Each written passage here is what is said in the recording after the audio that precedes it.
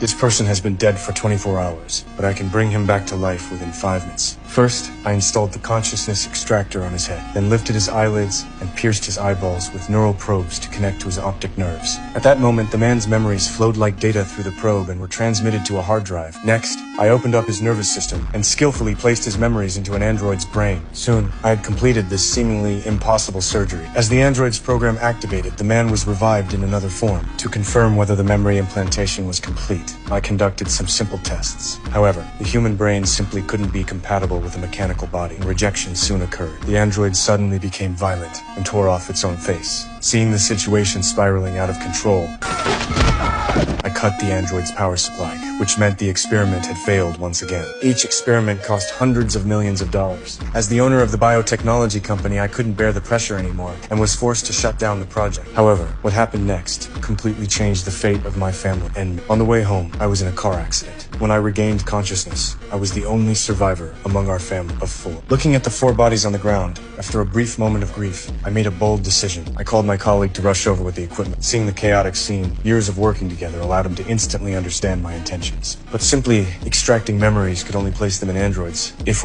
we had never conducted experiments on living subjects. As a technical expert in animal cloning, when he learned I wanted to clone my family members, he immediately tried to stop this absurd idea. Setting aside the enormous risks, even if cloning succeeded, the brains would only remain at an infant stage unless we could implant memories into the clones. But my memory implantation experiments had never succeeded, so he urged me not to make another mistake. Indeed, what could be more terrifying in this world than losing one's family? What if something horrible goes wrong?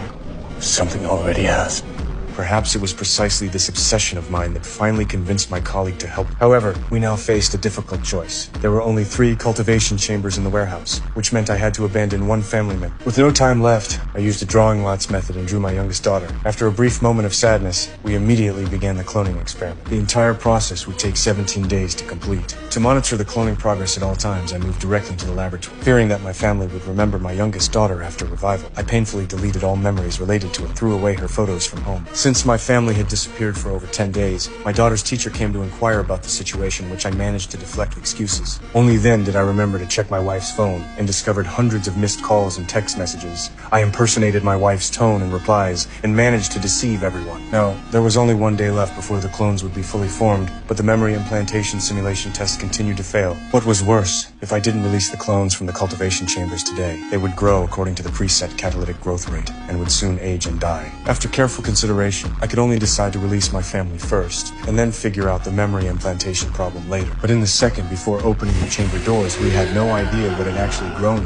When the cultivation chamber door was opened, this clone, who had grown